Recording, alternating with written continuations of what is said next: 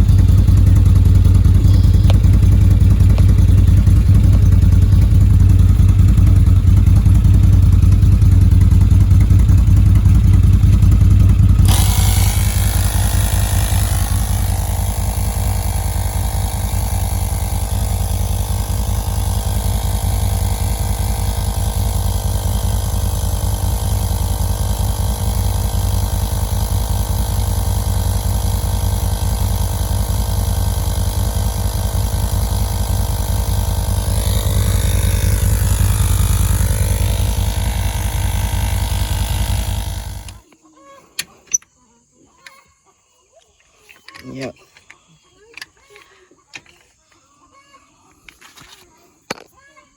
Okay, let's go. Huh? Yeah, pick them and take them to mommy. And then we gotta go.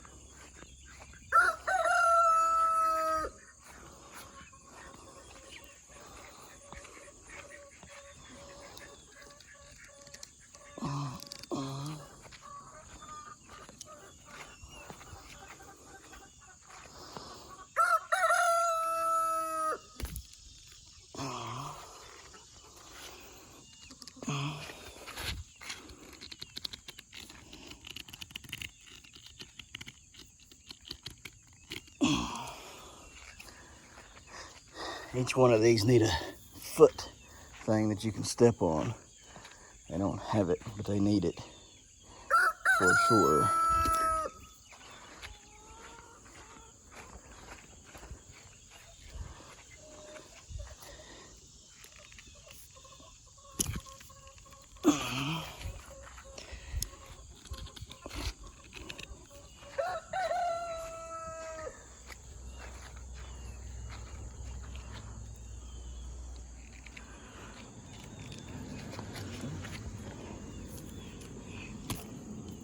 On today's agenda, watering, fertilizing, taking down the cloth. Shade cloth don't need to be on there no more. We don't have extremely hot days. The sun is not nearly as harsh now as it was in June, July. Probably could have took these down into July, and I'd even thought about it, but I didn't. And yesterday when they were here and we were talking, they said, why did you keep them on? I said, well, I thought about taking them off, and they thought maybe it was because I couldn't get to them very good, so they left them on. But it would be work to get to them, but I can get to them anyways. They thought that was the reason why. I told them no.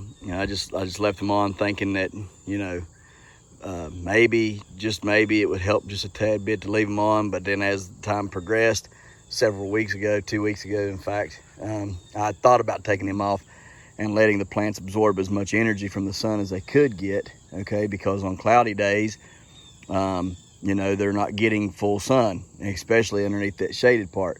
And underneath the shaded part is where all my powdery mildew is happening. So anyhow, we're gonna try to get in there, take them cloths down, put them up for the year, okay? And we're gonna try to do some other things in there. Not a whole lot, okay? Because I'm pretty much burnt on doing this stuff now, except for the gourd up there. That is my focal point. The 2 gourds are my focal point. As far as these are concerned, I mean, they're going to do what they're going to do, okay? And like I said earlier, I got to switch gears and get over here on this garden, so because I'm letting it go to naught. So that's what we're going to do today, hopefully. So let's get on it.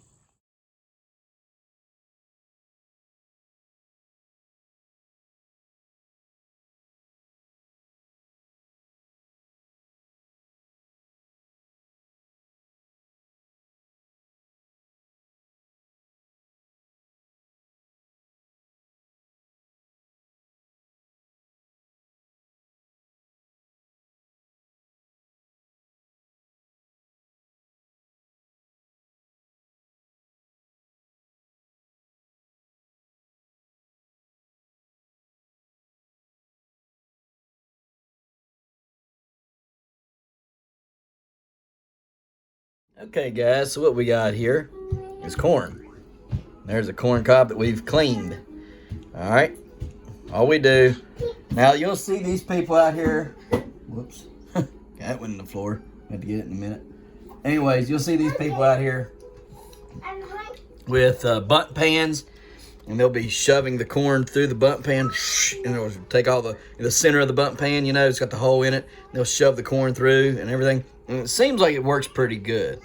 But I've also seen where a lot of them's like, hey, it's not close enough for me, you know, and they have to go back in there with their knife and still cut. Well, that's 2 times the work. So there's some other little gadgets out there that they got for corn, and some of it's pretty nifty, but we don't have it. All we have is a knife. So what we do is we take the knife, take the corn. Let me see if I can do this with 2 hands. We start here. I know it's blurry. We start there like that.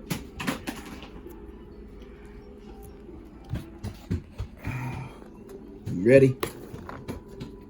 Now we follow. Okay, I follow the way that corn is. And you'll see, look out, see I got close, but I got no cob. There ain't none of that cob, okay? None of that. It's sticking together, but it's not cob, all right? Come down here, now you can really see what you're doing. After that first cut, you can get in there and make a nice cut, do it again. It would work better if my pan wasn't full, close to full, whatever.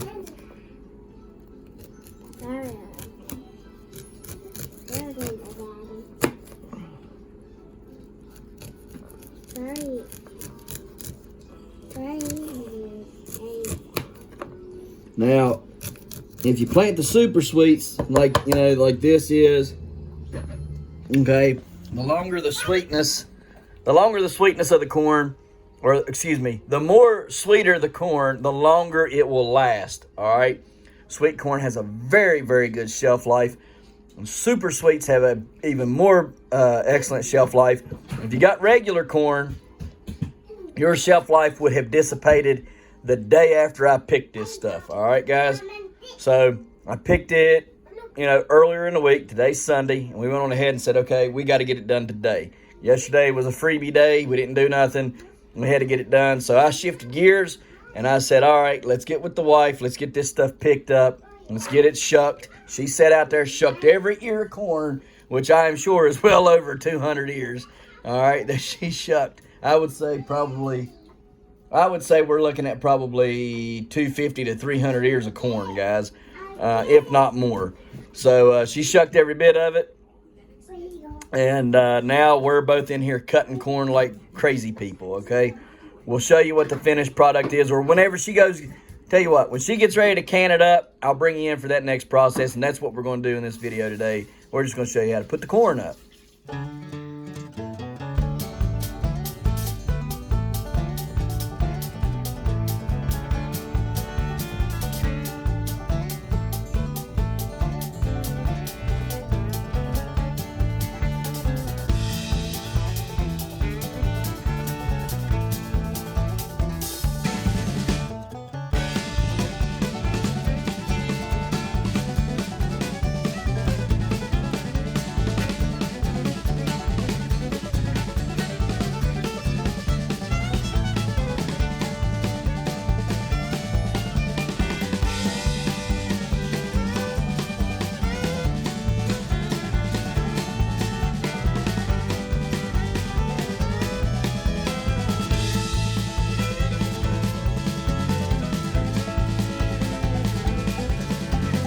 not a doubt about it that it is as pretty as it gets out here. Look at that. Is that not just beautiful? Beautiful, beautiful. Beautiful sunset. You can definitely tell we're getting to the end of summer. It's sad. It's very sad for me. It means we're getting closer to another year down. Another year down, guys. Another year down. Oh, why can't we just stop time and just be in the here and the now and not worry about another year coming? You know, why can't we just stop time? Everybody just stop it right now. Grab a hold of it, you know, like this. There's my fist. Grab a hold of time and say, right here, right now, we're stopping it. We're stopping time. There's no going back. There's no going forward except for to have a new day. But time is stopping. We won't count the days. New days will come and go, but we won't count those times. It'll be almost like a Groundhog Day, except for the fact that every day will be new. You see what I'm saying? And we can do new things every day, but we stop at our age. We stop at our losses, okay? We stop at our gains, and we just are here in the now. Now, I know for some of us, you know, you might say, well, hey, I ain't got it so good right now. Well, you can continue to progress because every day is new. So every day you have the opportunity to change your situation and grow, okay? And once you've gotten to your happy place, just, you know, wouldn't it be nice? I mean, I know we can't, but it would be nice to just grab it and say, okay, I'm done losing the people in my life that I love. I'm done, you know, needing something new every day. I found my happy place, and this is where I want to be. You know, right here in the here and the now, my happy time, my happy place. And just stop it for however long that we need. And, you know, wouldn't that be great? It would be great. Anyhow, we got a lot of corn. So we're going to count some corn cobs, and this is not even all of it. But we're going to take it down here, we're going to count it up and see what we got. So let's go do that. What are you doing, Wilbur? Let's count this corn here. Let's see what we got. We got 1, 2, 3, 4, 5, 6, 7, 8, 9, 10, 11, 12, 13, 14, 15, 16, 17, 18, 19, 20, 21, 22, 23, 24, 25, 26, 27, 28, 29, 30, 31, 32, 33, 34, 35, 36, 37, 38, 39, 40, 41, 42, 43, 44, 45, 46, 47, 48, 49, 50, 51, 52, 53, 54, 55, 56, 57, 58, 59, 60. All right, let's go feed the rest of Chili.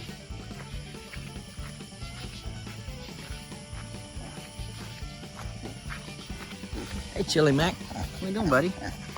61, 62, 63, 64, 65, 66, 67, 68, 69, 70, 71, 72, 73, 74,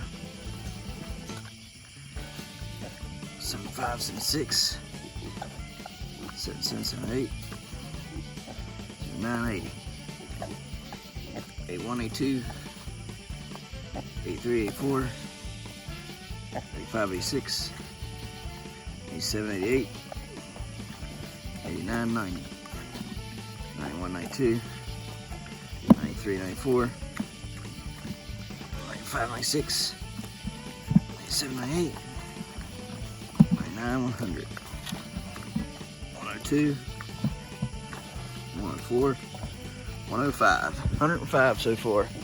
Still got more left in here. A lot more. So let's get to it. Okay guys, I got the pressure canner going. How many PSI we gotta go up to? Does it tell you? 11, we gotta go up to 11 PSI. She'll put the little thing on here. Is that it right there? Go ahead and put it on there. That's a weight, right? All right. And then that'll build your pressure up. It'll go up to how many, 11 you said? 11 pounds, okay, of pressure. And then it takes like an hour and a half, okay? And then this corn will be done. And this is what we're putting it in. The quart is what we're putting it in. So we'll have quart jars of it. Now we're running out of jars very quickly here. So what will end up happening is we're probably going to blanch a good bit of it tomorrow. And we'll show you that as we do it, but we'll probably blanch it. And then after we blanch it, we'll strain it because we've already took it off the cob. We'll strain it and then we'll put it in the freezer bags and we'll freeze it, okay? We'll try to pat it dry best we can, okay? You don't want to put it up wet. Do not put your corn up wet after you've blanched it, all right? You want to dry it up a little bit. It can be damp, but not soppy wet. You don't want it sticking together, okay? Or if you do put it up sort of wet, just don't do it. Just dry it off some, okay? Put it in your freezer bags after you dry it. It can be damp. Put it in the freezer for about a half an hour and break it up, okay? Because by that time it will have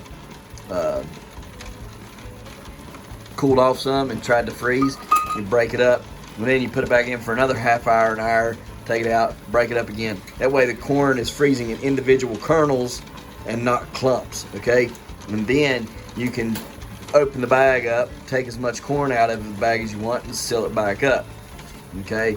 So that's how we'll be doing the corn tomorrow. In case I don't get the video to show you any more of that process, there it is. So you can see that's building up pressure pretty quick. And yep, so that's how we done the corn. Wasn't a real long video, but there it is. All right, guys, we appreciate you watching, and we'll see you tomorrow right here, the hollers and hills of West Virginia. Don't forget to smash that like button. Hit that notification bell. Don't forget to share. Thank you, good sir. You're welcome. And subscribe.